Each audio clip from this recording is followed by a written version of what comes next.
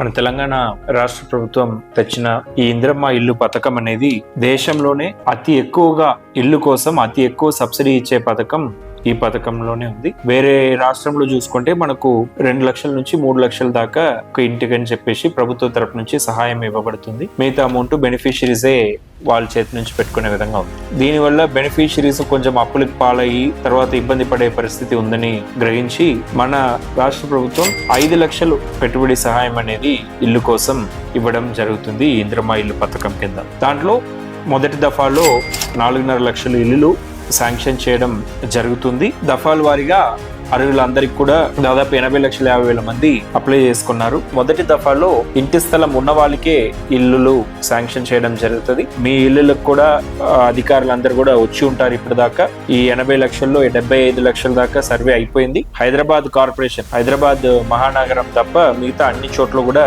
అన్ని ఇల్లులు కవర్ చేయడం జరిగింది. ప్రతి పేదవాడికి ఇందిరమ్మ ఇల్లు ఇవ్వడం ద్వారా 5 లక్షల రూపాయలు ఇచ్చి మీరు ఇల్లు కట్టుకునేటట్టు, మీరు ఆత్మ గౌరవంతో బ్రతికేటట్టు ఇవాళ ఇందిరమ్మ ఇల్లు